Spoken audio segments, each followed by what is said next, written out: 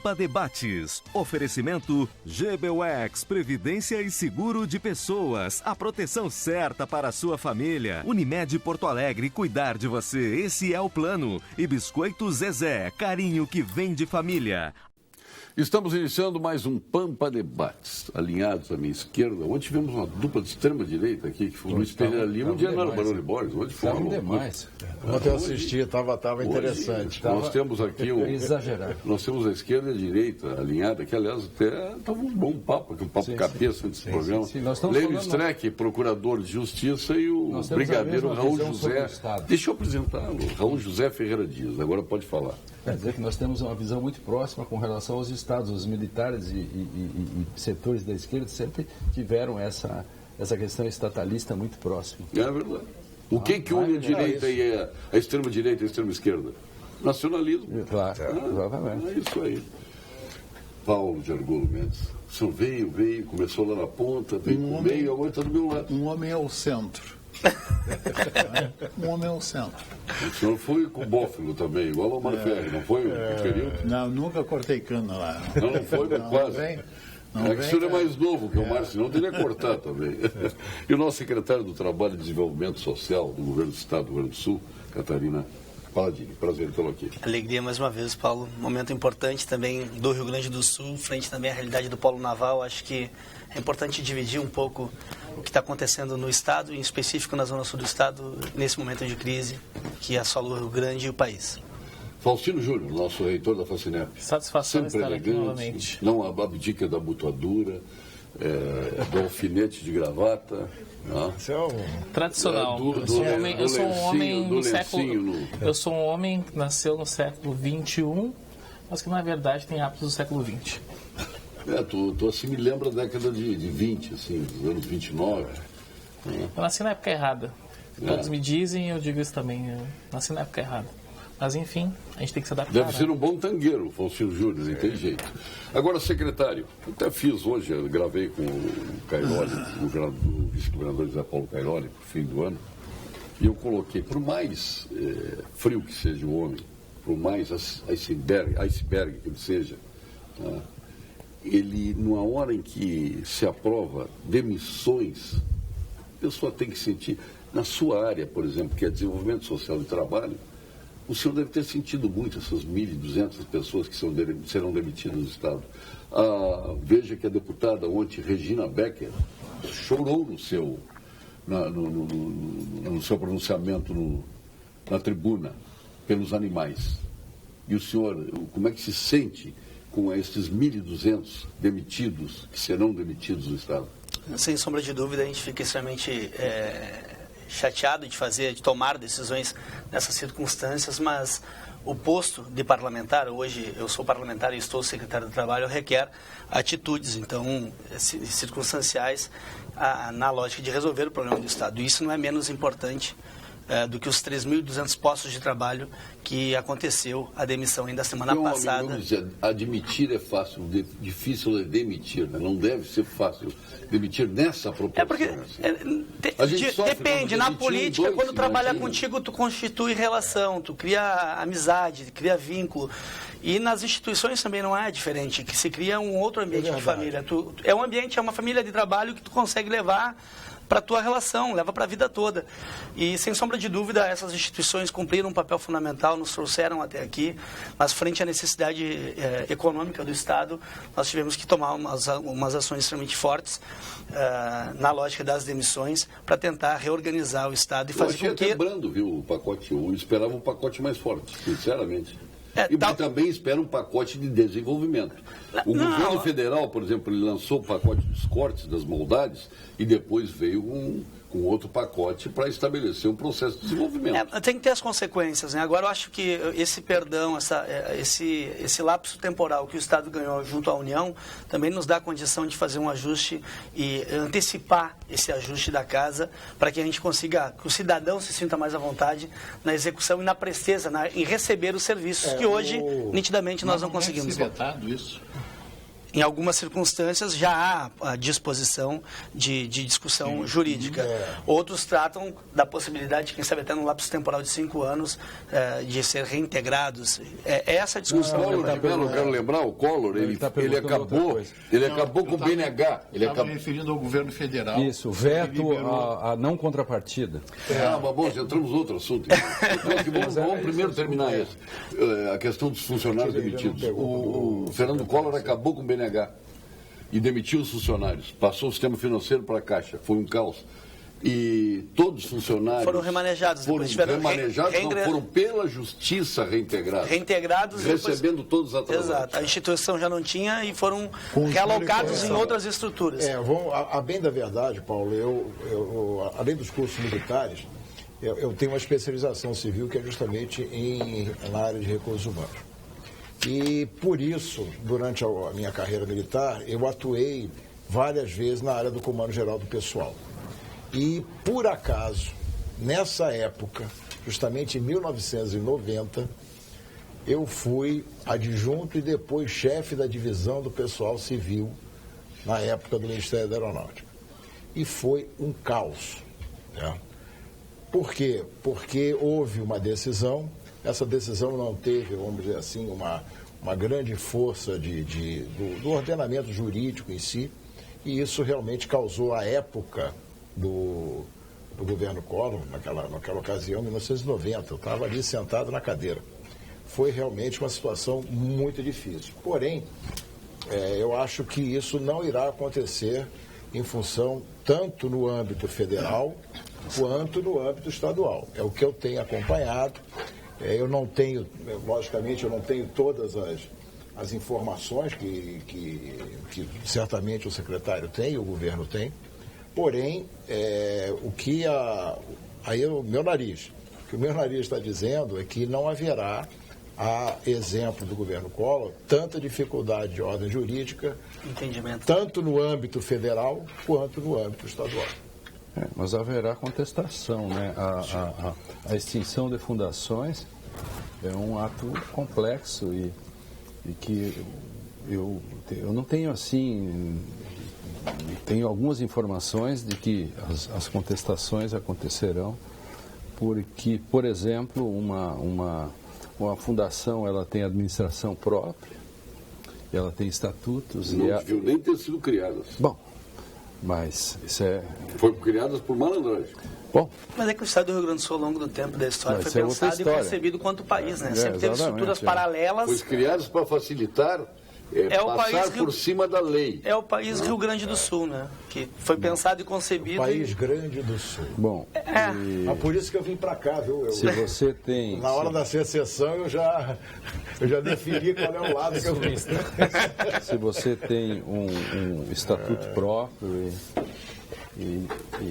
e dentro trata da própria ato de extinção, seu regimento interno. Que essa é uma questão endógena. Sim, da organização. A questão é saber em que circunstâncias um ato exógeno, uma lei, pode fazer essa extinção nesses termos. Não tenho resposta. Quem criou isso. Pode terminar. Quem criou foi o parlamento. O parlamento pode termina. Mais, pode menos. Na minha concepção. Quem pode o parlamento mais, pode termina. A mesma lei que criou... Olha aqui, a fundação ela foi criada para burlar, para poder agilizar processos. Essa que é a grande verdade. É como a terceirização. O mesmo objeto. Não entendo assim. Não é a terceirização. E os institutos foram criados para fugirem de determinadas fiscalizações Janelas, que a fundação tem. Então, tudo mais simples, etc. Claro. Porque os órgãos de pesquisa, por exemplo, se eles fossem diretamente ligados ao Estado, e agora serão, sim. Mas eles têm, é mais difícil fazer até a questão da remuneração. Sim. E as verbas, assim, você pode alocar verbas no Rio Grande do Sul, tem, por exemplo, para pesquisa, diferentemente da verba total. E isso... E os profissionais alocados também, claro. Se você não remanejados, vai chegar com outro ordenamento, tem que fazer um enquadramento. Mas é legítimo, né? É o jus esperneandi, é o direito de espernear. Vai ter... Vão ingressar com ações, mas era necessário estabelecer... Com certeza vão judicializar, né? Essa parte da pesquisa é interessante, porque isso, na minha leitura, vai forçar com que a academia tenha muito maior protagonismo. Cumpra um papel, né? Cumpra o papel primeiro da academia, que seria esse de pesquisa. E não o Estado em si. O Estado, ele é fomentador, ele pode dar o apoio, ele pode dar até o dinheiro, né? Mas sai muito mais barato se ele fizer isso através da academia. Claro, mas pensa só, o Rio Grande do Sul não tem universidade estadual. Tem, a UERGS. 24 unidades, tá bem. 7 campos. Mas não precisa ser com a unidade. Sim, proporções. Gente, olha, pode ser com o PUC, pode ser com o CS. Mas o que o Brigadeiro quer dizer, e eu acho que ele que é importante dizer nessa linha, que, por exemplo, a academia da universidade pública deveria muito mais, nas grandes questões, intervir, ajudar, fomentar, porque esse é o braço intelectual do Estado que deve pesquisar para todos. Para todos. Inclusive, a gente gasta muita... inclusive é de graça, inclusive é grátis. E eu estou falando isso, Paulo, em função da experiência que eu tenho vivido na Federação das Indústrias, junto do Comitê das Empresas de Defesa e Segurança. Porque é uma área que exige inovação. Eu tenho uma visão um pouquinho diferente dos colegas sobre isso. Embora as universidades públicas tenham o seu papel, concordo com o Lênin nesse ponto, várias instituições gozam de imunidade, eu não estou falando de isenção, estou falando de imunidade fiscal. E, aliás, são as grandes instituições, não estou falando só no Rio Grande do Sul, em todo o país, cujo faturamento é bilionário anualmente, não é milionário, é bilionário. Porque são filantrópicas? São filantrópicas, mas essa filantropia exige algumas contrapartidas. Se a lei... que a filantropia deveria também exigir algumas obrigações de pesquisa. Eu sou contrário a ter uma CAPES e um CNPq fomentadores de pesquisa, porque essa atividade, em primeiro lugar, a pesquisa pública nunca é tão eficiente quanto a pesquisa privada. E isso, as grandes descobertas, as grandes pesquisas vêm de organismos públicos. E mesmo quando são feitas, incentivadas e fomentadas pelo CNPq ou pela CAPES, os bons trabalhos ocorrem aonde? Nas instituições privadas e não nas públicas. Pelo menos na grande maioria. O próprio grupo do Lênin é um bom exemplo disso. Estou sentindo uma crítica à Embrapa aqui, que eu não concordo. Mas a Embrapa funciona. Só que assim, Fiocruz, por exemplo. Só que assim... Fiocruz, claro, eu não estou dizendo Fiocruz. Não só a Fiocruz, assim, ó, eu sou da universidade confessional, que é jesuítica, né? E que é filantrópica nesse sentido, que faz pesquisa também, mas tenho que também defender o papel da pesquisa das universidades públicas e a Fiocruz, que no fundo é uma grande universidade, né? Que as grandes descobertas nacionais vêm do Estado. O Estado fomentou e tem as grandes descobertas na medicina, nas áreas. As descobertas do setor privado são na área da medicina. Eu vou dar um exemplo. Não, pode ser coincidência. Pífias são todas do Estado. Sim, avanço. Agora, avança o seguinte. Aliás, só para ver, assim, talvez seja uma grande oportunidade de recuperar. Eu sou insuspeito porque eu não sou da universidade pública. Mas o papel, quem sabe, das universidades agora é recuperar esse tamanho. Sim, mas esse se gasta muito e se discute para dentro e não para fora. Eu vou falar agora da... Pode ser uma mera coincidência. De cada vez só a observação do doutor Argolo. Não, estou dizendo, falando em filantropia, só para lembrar que o Moinhos e o Mãe de Deus são filantrópicos e isentos de pagamento de impostos em função disso. São imunes, são mais que isentos, são imunes. A Santa Casa também é filantrópica. Santa Casa são imunes. Essa imunidade, divina também. Pelo menos do ponto de vista das instituições acadêmicas, eu estou falando até das universidades, não somente, mas especialmente. Essa filantropia deveria exigir em contrapartida recursos para a pesquisa. Hospital, ele é filantrópico e não paga imposto. Qualquer um. Pensa num grande e rico hospital para atender classe A. Ele é filantrópico. Por exemplo, o de São Paulo, o maior de todos, do Silvio Bandeirês, é filantrópico. É filantrópico. E é imune. Imune. Tá. Agora, o que mais... distorção da distorção. Agora, só para falar em distorção, o Brasil é assim, ó, é trocado, é em X. os pobres estudam em universidade privada, Exato. os ricos estudam na universidade pública. E aí chega numa coisa interessante na pós-graduação, pelo menos na área do direito e relações internacionais, algumas delas. Hoje um mestrado custa 70, 80 mil reais, um mestrado. Um doutorado mais de 100 mil. Muito bem. Você vai para a universidade privada, tem várias, e você faz o doutorado ou mestrado. Se você vai na pública, você tem grátis, não paga nada. Paga nada, paga uma taxinha de matrícula. E aí tem um grupo ainda, e as bolsas às vezes são maiores para a universidade pública do que para a privada, em que além do sujeito ganhar o ensino pago pelo Estado, ainda tem uma bolsa. Ao passo que as bolsas para as privadas, ou confessionais, ou como queiram chamar, os filantrópicos, elas são sempre pequenas, entende? Além disso, então, no Brasil, por que é que quem tem dinheiro não pode pagar a universidade? Por que não faz isso? É uma coisa tão simples. Paulo Sérgio, você já deve ter dito isso várias vezes. Por que todas as universidades não são privadas? E o governo compra vaga, é muito mais barato. Essa é uma distorção que vem lá do ensino primário. Vem lá no ensino primário. Por que as pessoas melhor preparadas entram nas universidades públicas, que são as melhores? Que são as melhores. Entram na universidade pública e é melhor. Por quê? Porque teve melhor preparo, porque nós temos um ensino primário e um ensino secundário de péssima qualidade. Então, o que nós temos que nos preocupar não é lá começar, nós temos que nos preocupar com esse péssimo ensino de primeiro grau que nós estamos dando. Olha só, eu vim no movimento estudantil para a política, tá? Tu começa no ensino médio com, primeiro, conteúdo do século XIX, profissionais do século XX, dando aula para alunos do século XXI. E a gente fica, muitas vezes, no enfrentamento da questão salarial e não discute as condições de sala de aula e a dinâmica do ensino. Eu estou falando já na fundamentação para o ingresso, para depois ingressar na universidade. O REUNE e o ProUni cumpriram um grande papel. Sem dúvida. As universidades comunitárias também têm uma grande referência em pesquisa e extensão, não dá para negar. Perfeito. Agora, nitidamente, se gasta muito em pesquisa dentro das universidades públicas, em pesquisa de elaboração e desenvolvimento pleno do professor, do que propriamente para fora, para a sociedade. E aí, com raras exceções na questão da saúde, que daí tem consequência, tu consegue avançar, mas se tu pegar todos os apanhados e conquistas e pesquisas, que se gasta muito, como tu mencionasse aqui... Ela faz essa pesquisa... Eu quero fazer uma pergunta para vocês. Por que um pai de posses tem vergonha de colocar o filho numa escola, no meu tempo era primário e ginásio, pública, e tem orgulho de colocar o filho na universidade pública? Esse é o nó. Por isso, porque a universidade pública é boa e o ensino primário é muito ruim. Claro. E é uma questão essa lógica que nós temos que inverter.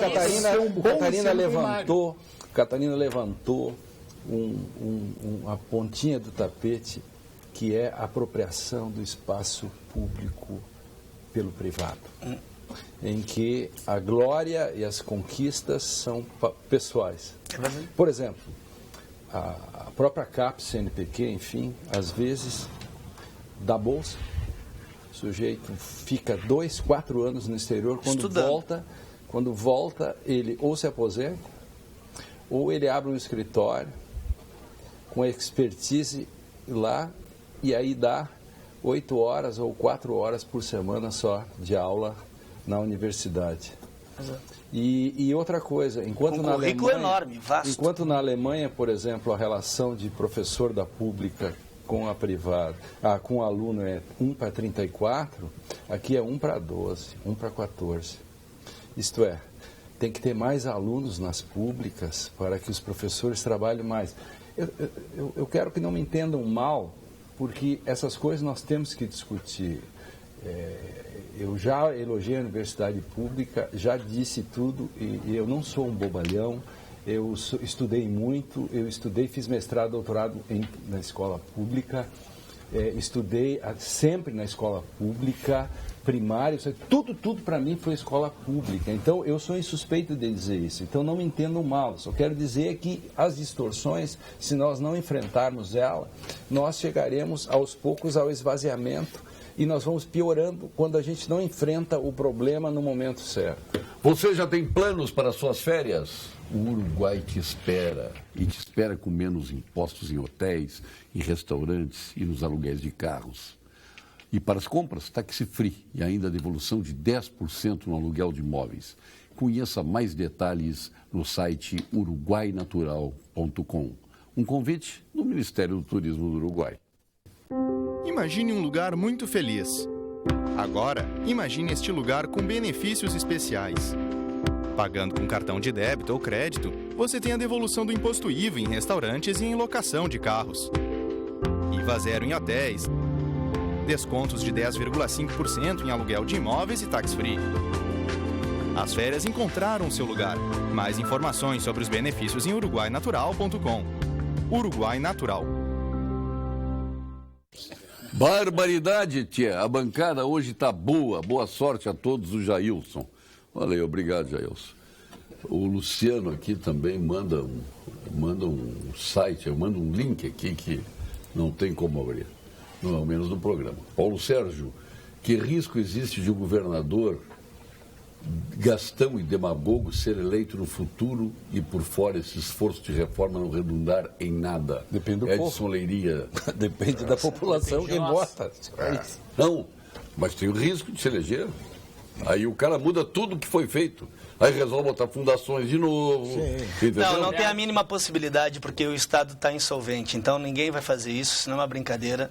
Ninguém gostaria de demitir e o governador não foi eleito para ser o porta-voz da má notícia.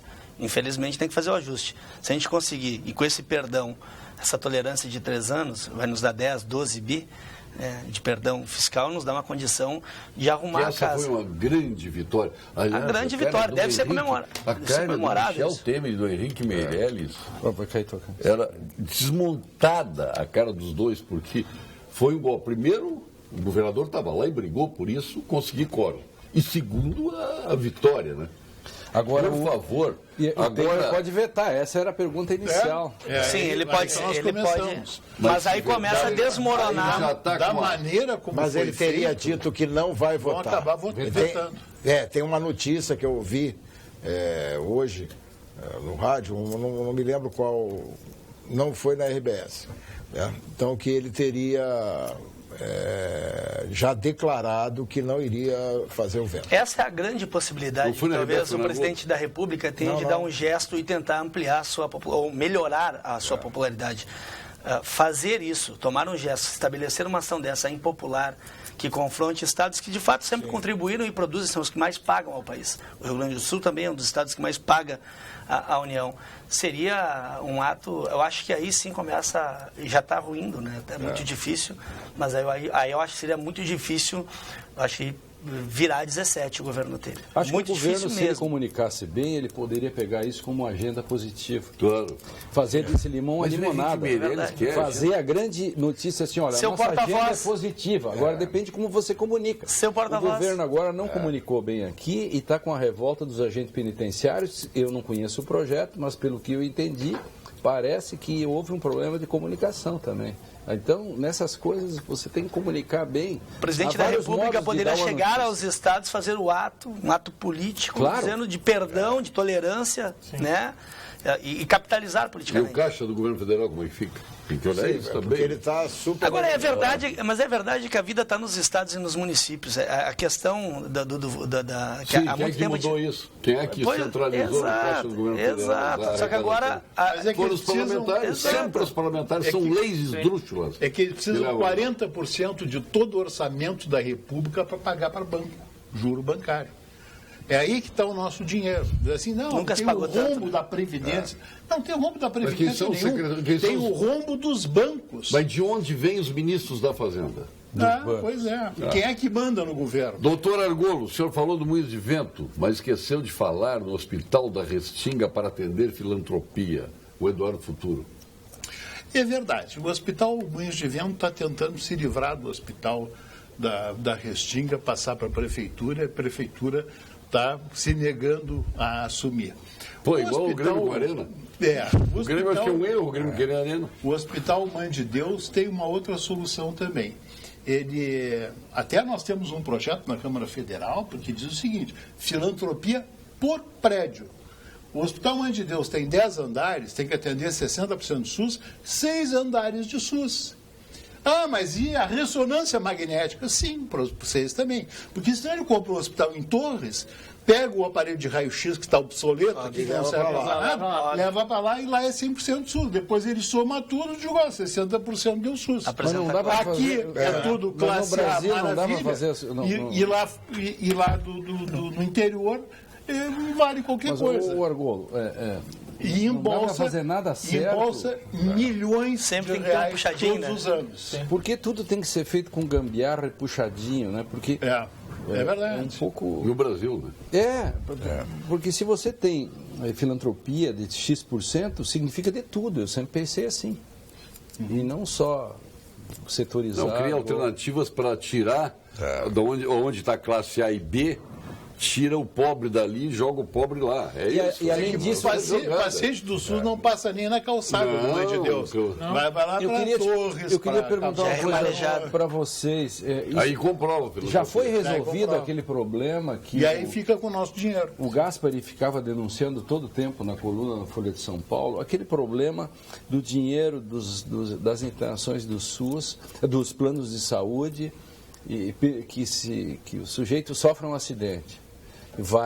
É atendido no SUS, mas ele tem plano de saúde. E eram 4 bilhões que o SUS tinha a receber dos planos de saúde, porque os planos de saúde não estavam ressarcindo, porque afinal de contas o cara já estava tratado. Ele era tratado igual. E o Gaspari todo o tempo, inclusive, denunciava que... Isso é gozado, né? Porque a gente paga. Por que nós pagamos nossos impostos? Para ter atendimento SUS. Isso. Aí, quando precisa do atendimento SUS, ele quer jogar plano de saúde. Plano de saúde é uma excepcionalidade que o cidadão tem porque não recebe do Estado. Mas o plano de saúde tem que pagar. Não tem que pagar nada. Negativo. Não tem que pagar nada. Não tem que pagar nada. Nada. Eu pago meus impostos para ter atendimento do SUS. Então corta o plano de saúde. Quando eu preciso do SUS, o SUS aí que é comprado no meu plano de saúde. Não, então corta inclusive. Corta o teu plano de saúde. Não, mas isso é um absurdo. Não é um absurdo. Eu me revolto com essa... É que, na verdade... Não, a questão... O que a gente tem que tu não entendeste o que eu disse. Entendi. Eu trabalho conta plano de saúde. Eu trabalho numa empresa que me dá Unimed e para minha família. Minha esposa tem Unimed. Ela trabalha numa empresa que dá Golden Cross para ela e para a família. Então, eu tenho Unimed e Golden Cross. Se eu for atendido pela Unimed, a Golden Cross tem que ressarcir a Unimed, porque eu tenho os 2 planos de saúde, eu tenho direito a ser cada um. Tem um plano de saúde, nenhum dos dois tem um vai pagar. plano de saúde que é o SUS, tenho direito a ser atendido lá, não tem que cobrar de ninguém, eu estou pagando para ser atendido lá. E tem um outro plano de saúde que, se eu quiser, vou utilizar, se não quiser, não uso. Se eu quiser usar o Unimed em vez de usar o SUS, uso o Unimed. Eu queria ver no Ministério Público se eu quiser usar o SUS, de homens como o senhor. Se eu quiser usar o SUS, tenho direito a usar o SUS e paguei para isso. Tá bom, eu vou acreditar em você. Eu acho que a essência da ideia é justamente o seguinte: você já paga um caminhão, não é nem caminhão, é um comboio inteiro. Eu tenho direito de escolher onde eu quero ser atendido. Eu tenho Unimed, mas quero ser atendido. E realmente, então, quando o SUS foi imaginado, era exatamente para isso. O plano usou toda a estrutura do Na verdade, a origem, a concepção é maravilhosa. A ideia principal é uma carta de amor. Mas depois eu tenho plano de saúde, não só conto plano de saúde, se é isso que tu quer dizer. O plano está fazendo o inverso. Ele está desonerando o Estado. Na medida em que eu tenho plano de saúde, em vez de ir lá no SUS onerar o Estado, eu vou lá no Unimed, onerar a Unimed, que eu ainda pago desembolso. Além de tudo que eu pago aqui, tudo que eu pago para o SUS aqui, eu ainda pago para a Unimed, porque o serviço que o Estado me dá é de péssima qualidade. O Lênio conseguiu me irritar. Então, vamos agora ao momento do engenheiro, que é mais tranquilo. Momento do Engenheiro. Oferecimento Senge, Sindicato dos Engenheiros. Nosso maior projeto é você. Atenção, engenheiros. O Senge alerta a categoria e a sociedade. O governador Sartori, por Catarina responder, deputado e secretário. O governador Sartori propõe o desmonte do Estado com extinção de importantes fundações e privatização de empresas superavitárias e de objetivos sociais bastante definidos. mas Sartori não faz nada contra a sonegação e a dívida pública. Sartori também mantém lacrada a caixa preta do Fundopem e não cobra a contrapartida dos empresários beneficiados por isenções fiscais, que somam nada mais nada menos que 9 bilhões de reais por ano. O governador mantém um arroxo os atrasos e agora propõe demissões em massa de servidores, desconsiderando não apenas suas carreiras, mas principalmente serviços essenciais relacionados à pesquisa, ao planejamento. Com a palavra, os deputados estaduais, temos um aqui, sindicatos e engenheiros, nosso maior projeto é você. E o governador tem que abrir a caixa preta do IP também. Nós temos que saber para onde é que foi o dinheiro do IP, para onde é que... Do Badesul? O Badesul, IP... Tem uma CPI no Badesul, né? O IP já teve, nos últimos 5 anos, um reajuste na sua arrecadação de 57%. Passou para os médicos zero, nada, nem a inflação. É verdade aquele negócio da propaganda? Tem 5 anos que não reajustam? 5 anos que não reajustam nem a inflação. Então, o que está acontecendo? O IP, e é isso que nos preocupa, é o desmonte que estão fazendo do IP.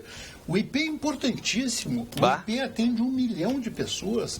Isso é 10% da população do Rio Grande do Sul. Imagina se eles conseguem mesmo desmanchar o IP e jogar, desmontar, esfarelar, como estão fazendo, e jogar esse 1 milhão de pessoas na fila do SUS, que já está completamente superlotada. Quer dizer, não vai ser ruim só para o funcionário público, vai ser ruim para os outros também, que vai aumentar a fila deles. Vai acumular, né? Então, nós precisamos que o governo nos diga assim, aonde botou esse dinheiro todo esse tempo. Mas aí tem que abrir essa caixa preta, tem que ter transparência. Deixa o deputado falar. Vem aí o Obamacare, então. Não, na verdade... Como? Vem aí o Obamacare. O Obamacare já copiou o SUS. Não, na verdade é o seguinte, eu acho que algumas instituições, por óbvio, se fosse discutir, tem uma importância significativa. Acho que outras instituições também poderiam ser discutidas nesse momento nevrálgico. E aí eu tenho o maior respeito por uma instituição que é histórica no estado do Rio Grande do Sul, mas, por exemplo, o DAER hoje já não cumpre mais o seu papel. E infelizmente não foi discutido junto nesse pacote. Acho que deveria ter um olhar sobre o DAER. E falo aqui de quem teve o PSB, acumulou, esteve à frente do governo Tarso durante 2 anos na Secretaria de Infraestrutura de infraestrutura, à época o secretário Beto Albuquerque, e era onde trancava os projetos junto ao DAER. É importante ter memória, mas hoje já não tem. Tem instituições aqui, secretário, tem tantas outras que também. Tem muito mais ações na justiça de funcionários que estão operando do que o número de funcionários. Não acredito. Tem muito mais ações. Os funcionários quebram as instituições e vai para a justiça e dá grande causa para o funcionário. E o advogado é funcionário também. E por incompetência do Estado. Porque se o Estado fosse competente, cumprir a lei. Porque o juiz trabalhista não dá dinheiro de graça. Diz assim, não, vou pegar um pouco do dinheiro do Estado e vou dar para esses funcionários aqui de presente. Não, quando ele manda o Estado pagar, é porque o Estado não pagou o que tinha obrigação de pagar. Foi mal gerido. A culpa é do gestor. A culpa é de quem foi eleito para administrar e administrou mal. E aí entra na minha convicção. Quanto menos Estado, melhor. É isso aí. Agora, é isso aí, parabéns. Dou um exemplo do que está acontecendo com a privatização. Canoas entregou todo o serviço médico. Primeiro entregou pronto-socorro, hospital universitário, postos de saúde e tal, entregou para o Mãe de Deus. Mãe de Deus administrou durante um tempo. O Mãe de Deus está lá para tirar lucro, tá? Não está lá para fazer caridade. É empresa, né? Não, ele é uma empresa, está lá para tirar lucro. Acabou o prazo do Mãe de Deus, fizeram outra licitação, o Mãe de Deus nem quis participar da licitação, ganhou um grupo paulista, se não me engano, ganhou outro grupo, que já não pagou, já está atrasado o salário de novembro e já não pagou a segunda metade do 13º. Então, quero com isso dizer, que maravilha terceirização. Terceirizaram, o Estado se desincumbiu da saúde, que é a sua obrigação primeira, né? Saúde, educação e segurança. Ele pegou a saúde, né? Entregou para a iniciativa privada, que está administrando pessimamente, cobrando mais, porque ela, além do custo que teria o Estado, ela ainda tem que tirar lucro, que o Estado não tira, e está aí fazendo o que está fazendo. Os funcionários de Canoas à beira de uma greve porque não recebem. Mas aí vamos organizar uma coisa, afinal, aqui só um pouquinho. Aqui o Brigadeiro me diz menos estável. Menos estável. Aí, agora, o Argolo acabou de mostrar um exemplo contrário, mostrando que como a iniciativa privada ou o privado faz péssimo a administração num setor. E sai mais caro para o Estado. Quem sabe a gente não pode dizer assim, menos ou mais Estado. Quem sabe, vou ser piegas agora, quem sabe um pouco mais de efetividade. Mas serviços circunstanciais, a gente não pode abrir mão. Mais competência na administração. Olha, as pesquisas, tem pesquisas privadas, pesquisas as universidades americanas são coisas privadas e públicas. As universidades americanas são públicas? Mas não, tem coisas que não dá para passar por privado. Mas são privadas. Elas têm o nome em inglês, que é diferente. Então, quando você analisa, elas são privadas, embora tenha o public, certo? Porque elas estão abertas ao public, mas não quer dizer que é mantida com compra vagas o dinheiro, exatamente. Mas não são geridas, nos serviços fundamentais. Os serviços fundamentais a gente não pode errar. Certo. A gente não pode errar em segurança, a gente não pode errar em educação. Mas o detalhe, secretário, é o seguinte: na minha visão, o problema da terceirização, que o doutor Argolo, é um fato. É um fato. Certo? É um dado da realidade. O que é que está faltando? Para mim, está faltando a gestão. Brigadeiro. Para mim, o que é serviço essencial, o que não é essencial, o critério sempre é bem comum. Eu vou dar um exemplo. Já falei aqui no outro programa sobre a questão do custo de um aluno numa universidade federal e quanto que ele custaria no ProUni. Sim. Tá? Proporcionalmente, foi feito esse estudo levando em consideração o preço, o valor do custo que custa um aluno da Faculdade de Direito da URGS. Sabem quanto custa um aluno de Direito da Faculdade de Direito da URGS para a União? R$8.000. Por aluno. R$8.000. Leve em conta, estatura, mês. R$8.000. Com R$8.000, eu coloco quantos alunos numa não vou falar nome de instituição privada, mas até a Faculdade de Direito da URGS não está tão bem avaliada aqui no MEC, no ranking, comparada com outras privadas do curso de Direito, particularmente falando.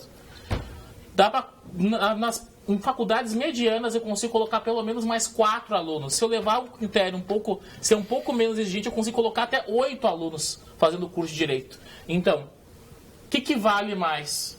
Eu ter todas as pessoas com acesso ao curso superior por um custo muito menor. Por favor, as faculdades privadas de Direito saem de perto. Né? Vamos também reconhecer a Uniriter aqui tem um bom trabalho. De boa parte das faculdades de Direito. Os caras vão lá fazer a prova da OAB e não passa. Vamos falar de Uniriter, PUC... Não estou dizendo que são todas. Não, as universidades comunitárias, a gente tem um ranking. São todas. Mas até te digo que são a maioria. Para o sujeito rodar na faculdade de Direito só com pistolão. Não, mas eu tem que se esforçar muito. Tem que se esforçar. Mas, pessoal, depois... E eu estou procurando um monumento... Vai ter que nem o monumento ao soldado desconhecido. O monumento do aluno que chumbou na Faculdade de Direito. Eu estou há anos pesquisando, procurando esse animal, essa aves rara no mundo. O que fizeram no Brasil todo. O mercantilismo então, hoje, né? Mas fizeram tudo.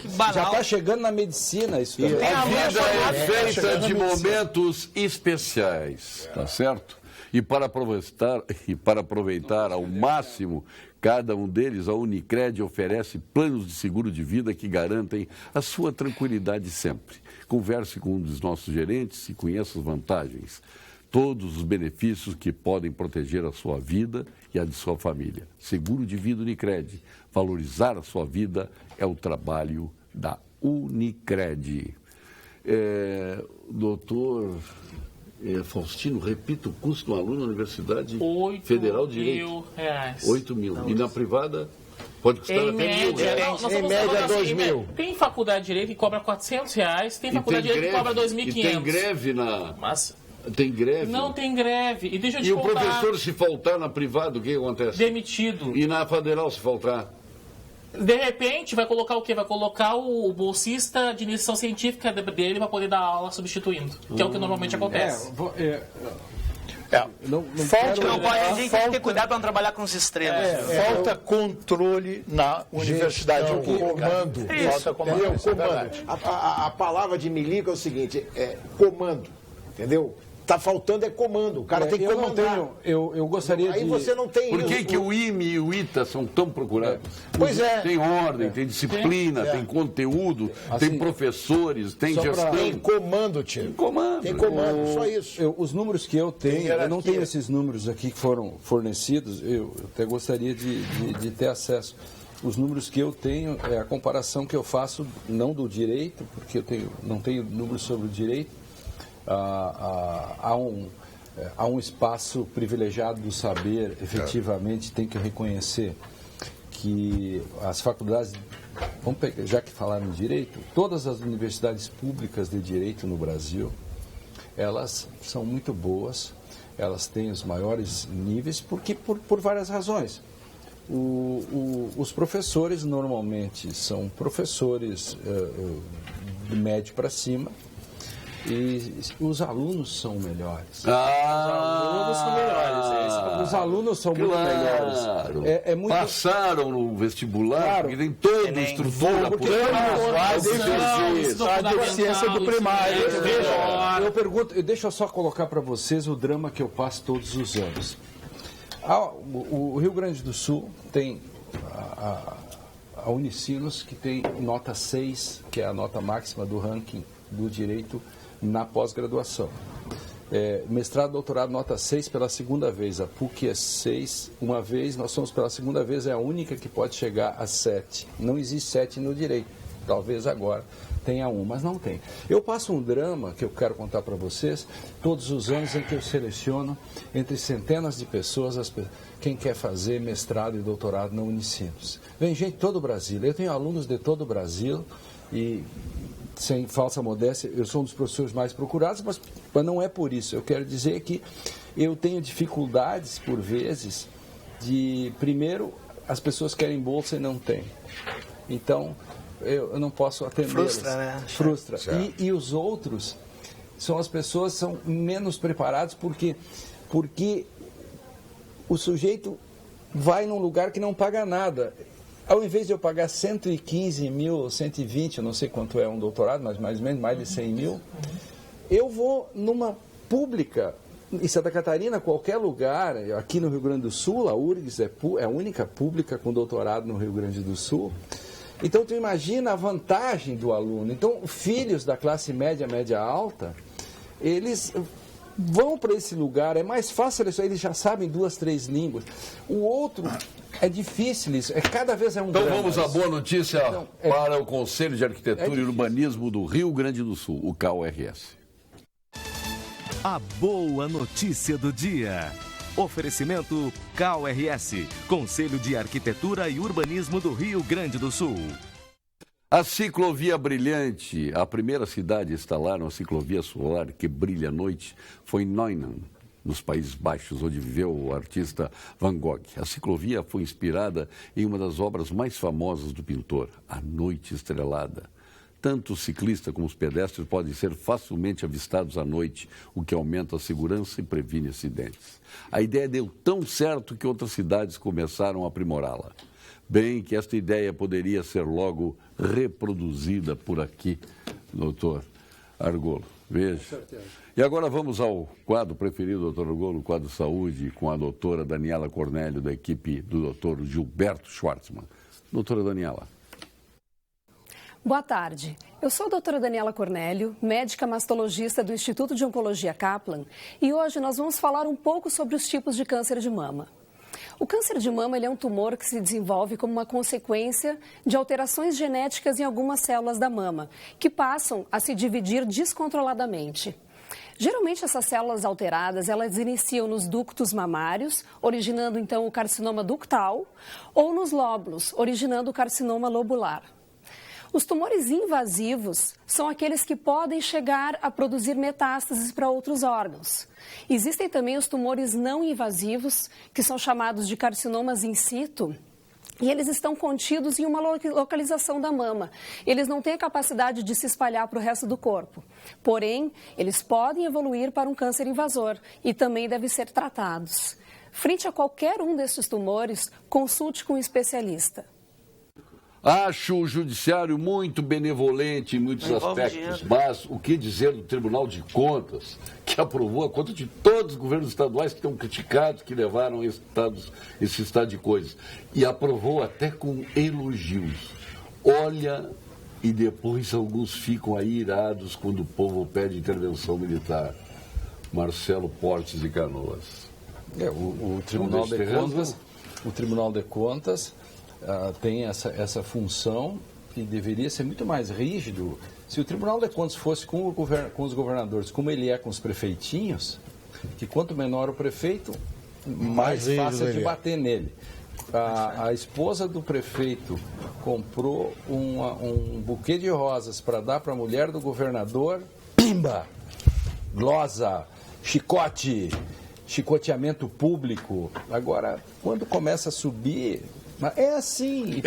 Tenho 2 filhos. Os prefeitos têm um pavor do Ministério Público, porque se sentem absolutamente perseguidos. Aliás, tenho 2 filhos que sempre estudaram... Tribunal de Contas. Sempre estudaram em escolas públicas, se tornaram engenheiros eletricistas. Um deles ganhou a bolsa do CAPES. Se formou em Estrasburgo, na França, agora trabalha no Canadá, em simuladores de voo. Ele tentou na Embraer, mas não teve vez. A escola pública, está dizendo aqui o nosso telespectador, quando bem aproveitada, é muito útil. E não somos ricos. Ângela de São Leopoldo. Eles foram alunos, um da URGS e o outro da UERGS. E a escola pública do tempo deles não é essa escola pública que nós estamos vendo agora. Eu tenho entendido. Eu fui aluno do Julim, que é uma escola pública, e era excelente. E vejam no que se transformou o Julinho hoje.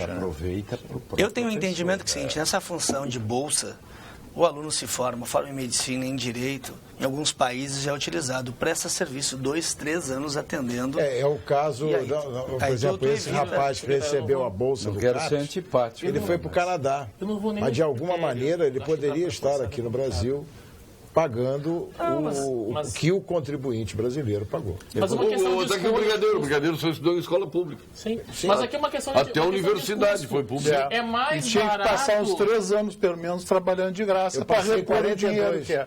O maior... Recebeu. O maior ministério do país é o Ministério da Educação, é o MEC. É o que tem maior número de servidores e o maior número de estruturas não utilizadas ou mal utilizadas. Esses recursos das universidades federais dadas de presente para dar bolsas em escolas privadas e em instituições de ensino superior privadas, todos os brasileiros estudariam em escolas particulares. Doutor Argolo, dá uma lida aqui para nós. Dá uma lida aqui, porque eu não vou ler aqui. Boa tarde, Paulo Sérgio. A bancada hoje é nota 10. Só feras. Tá bom, pode falar, Léo. Eu vou ser antipático para dizer uma coisa. Almeida de Cachoeirinha. Que eu vou pegar hipoteticamente. O sujeito estudou na escola pública e aí ele ganha uma bolsa para 4 anos, que vai custar $200 mil, e vai para o exterior, faz doutorado, sei lá, e na volta ele vai para iniciativa privada ou trabalha para outro. Por que o resto do povo tem que pagar isso? Você é antipático em dizer isso? Não tem sentido isso. Desculpe as pessoas que estão nessa situação. Que bom, que bom. Eu sou avaliador da CAPES há muitos anos. Que bom. Pudesse ser estendida a todo mundo. Eu tento mostrar o seguinte, pego muitos pedidos de bolsa, por exemplo, de advogados privados. E o cara quer fazer doutorado no exterior. Eu disse, para quê? Para você ser o melhor advogado? Mas isso você tira do seu bolso. Por que o resto da população tem que pagar você? Ah, mas eu sou um professor. Professor, sim. E professor com um contrato que vai ter que devolver isso de algum modo. Sim. Não é isso, Catarina? Claro. Eu estou sendo antipático em dizer isso, mas algumas regras nós temos. Mas no Brasil a gente não tem nenhum. Eu volto à minha questão anterior. Gestão, comando. Quando tiver gestão e comando, Tudo isso que está sendo discutido aqui tem solução. Não, e o legal é que não envolve dinheiro, envolve prestação de serviços, não fica, porque sempre que envolve uma perspectiva, uma possibilidade de dinheiro, há uma janela de oportunidade para alguém fazer alguma coisa errada. Sabe quanto custa uma bolsa no exterior? 4 anos, pleno, doutorado pleno no exterior.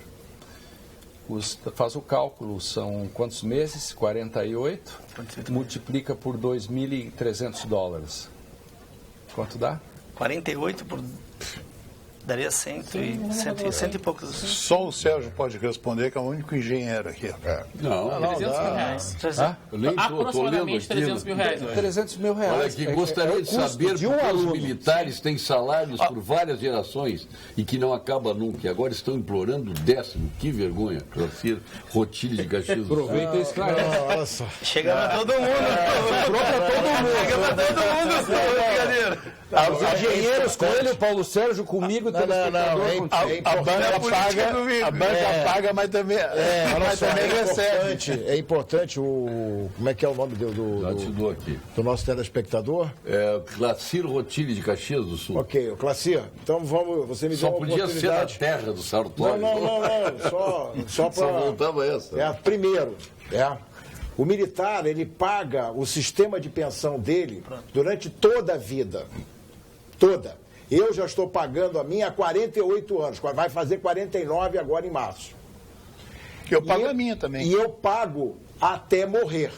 Então, o sistema de até proteção social, porque o militar não tem aposentadoria, militar não tem hora extra, militar não tem... Não tem aposentadoria? Não, tem. Eu tenho, mas eu não tenho aposentadoria como... Porque quando o civil se aposenta, ele para de pagar. O militar não porque ele não tem previdência.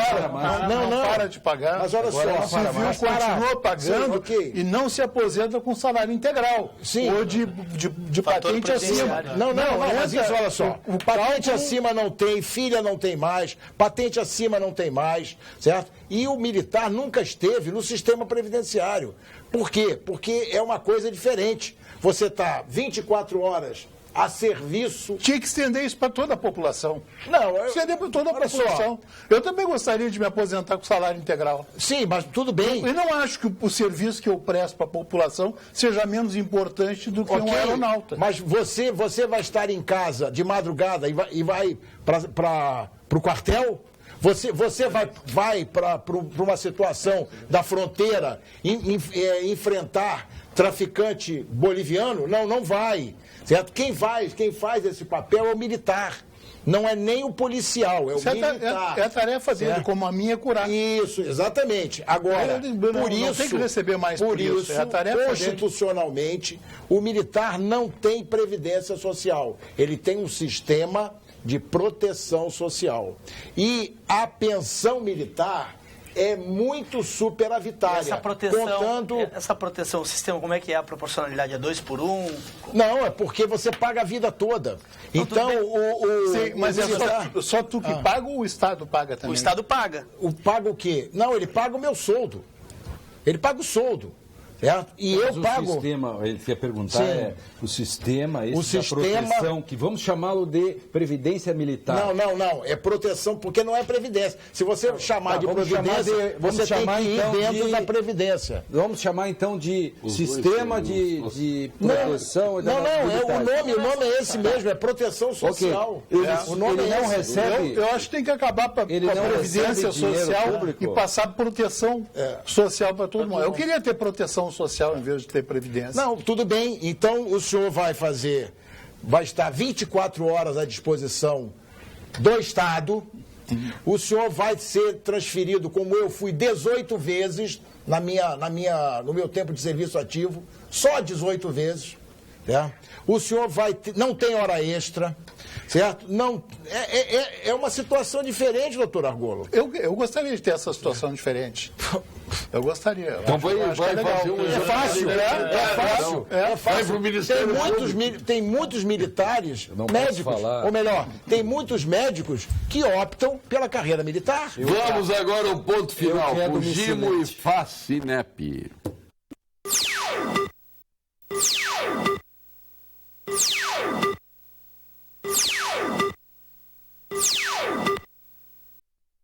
final.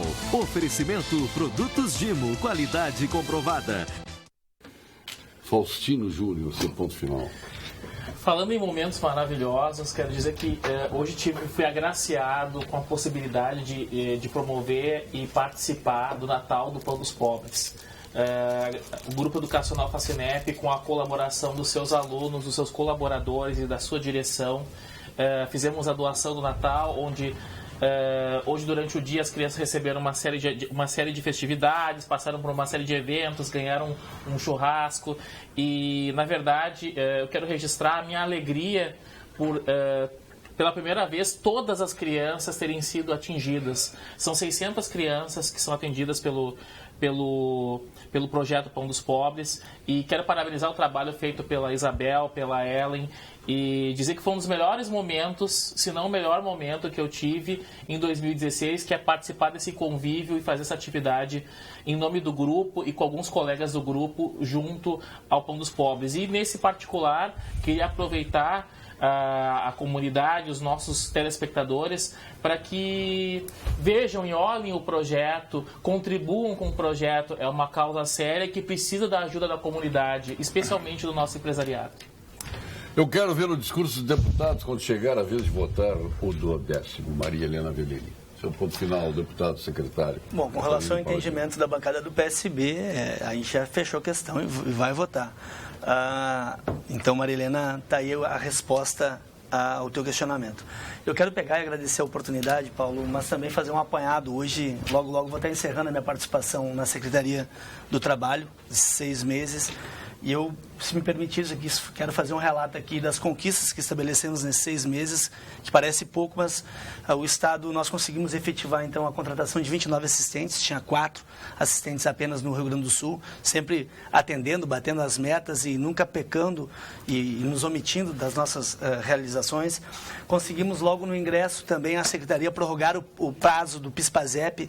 Foram mais de 85 mil casos, 85 milhões de gaúchos. Aliás, aproveito a audiência do teu programa para comunicar aos gaúchos e gaúchas que até o dia 29 tem 70 mil gaúchos que não sacaram o PIS/PASEP com data base em 2014.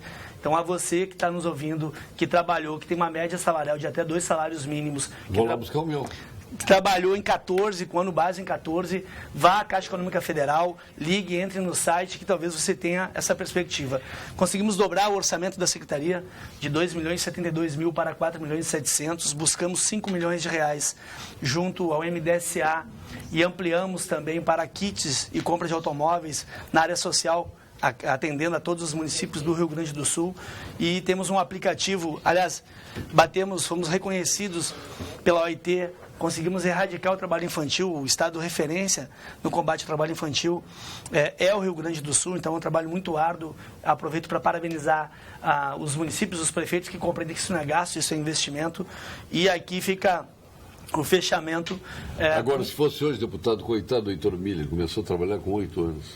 Sim. E teve o caráter dele hoje absolutamente degradado. Mas é diferente, Paulo, o trabalho de exploração. É diferente trabalho de exploração. Trabalho infantil também trabalhei, sou filho de colono, e tem vários que trabalharam. Só que exploração é quando tu perde a tua infância, a tua adolescência, e isso não se retorna. Isso não retorna. De mula aí pro tráfico. Não, tem muita coisa errada, mas por incrível que pareça, o trabalho de erradicação infantil, as regiões mais ricas, mais desenvolvidas, é onde tem esse índice. Mas eu queria só fechar, dizer que nós estamos desenvolvendo, estamos aguardando um aplicativo OPS, Oportunidade de Serviço, eu já havia mencionado anteriormente, que é exemplo de um Uber do trabalho que vai ser lançado na campanha Emprega Brasil. Obrigado. Diga ao pessoal da bancada que o DAER está fazendo a sua parte. A última agora foi a reforma da Interpraias, está dizendo o Luciano aqui. Para quem não sabe, então o DAER está atuante. Está aí. Aí, doutor. Eu queria aproveitar e chamar a atenção para o problema dos médicos do Estado, que estão sem receber o 13º, nem previsão, que estão com salário fracionado, já são uma meia dúzia, porque a grande maioria já foi embora. Nós estamos aí com o SAMU do Estado desfalcado, faltando gente, mais gente vai ir embora, né? Então nós precisamos, com muita urgência, que o governador Sartori se aperceba da tragédia que vai ser quando houver um acidente na estrada e não tiver um médico para atender esse acidente, devido ao atraso, ao fracionamento, à má remuneração e ao número insuficiente de pessoas. E chama atenção especialmente para o SAMU, mas para todos os médicos do Estado que estão nessa situação. Parabéns ao doutor Argolo. Tem que investigar sim o IP, porque eles só sabem descontar os funcionários. Martinho de General Câmara. Brigadeiro Raul José Ferreira Dias. Bom, Paulo e os nossos amigos da bancada de hoje, com muita satisfação que eu venho aqui, você sabe disso, é uma oportunidade de troca de conhecimento riquíssima, mas eu queria hoje, a última oportunidade que eu estaria aqui antes do período natalino, desejar às senhoras e os senhores que nos honram, certo, com as suas audiências, que me pegam às vezes no super, certo, e que conversam comigo na rua, certo, dizer a todos, certo, desejar um Natal com muita paz, com muita harmonia, principalmente com muita saúde. E que o ano de 2017 venha colocando um pouquinho, nem que seja um pouquinho, certo, de esperança, que a gente consiga reverter toda essa coisa negativa que se fez no ano de 2016. Pergunte ao Linistrec onde anda o Ministério Público do Rio Grande do Sul, que é só silêncio sobre as caixas pretas aí referidas, IPê, Badesul e outras, ou só cuida do leite compensado. Grato, Jaime Sobrinho. Bom, tem que perguntar para o Ministério Público. Vamos se tornar procurador? Sim, mas de pijama? Tá bom. E o Ministério Público mexeu com a caixa preta do Estado com relação aos valores que não estavam sendo... Ele se aposentou jovem no Ministério Público e foi para ganhar na iniciativa privada.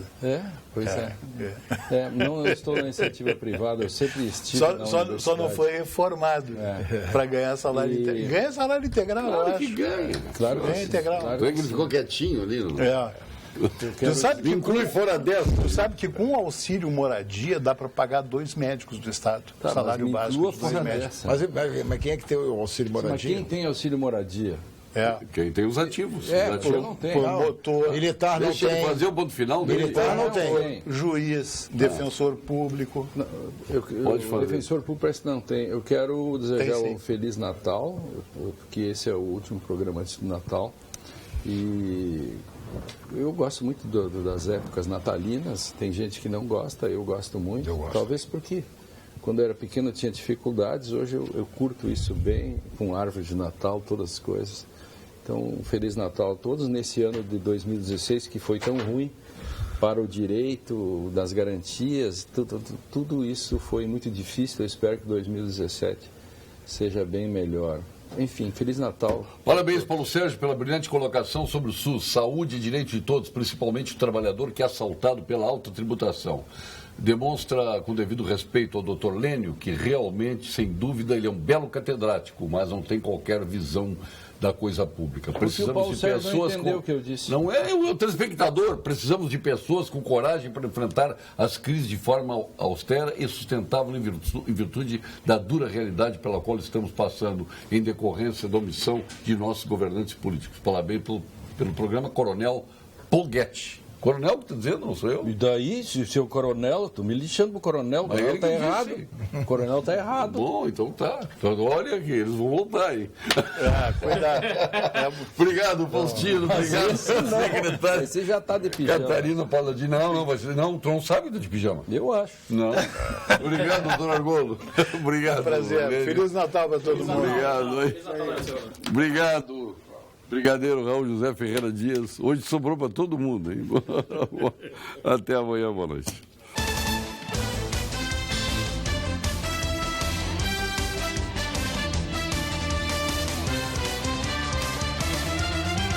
Pampa Debates. Oferecimento GBUX, Previdência e Seguro de Pessoas. A proteção certa para a sua família. Unimed Porto Alegre, cuidar de você. Esse é o plano. E Biscoito Zezé, carinho que vem de família.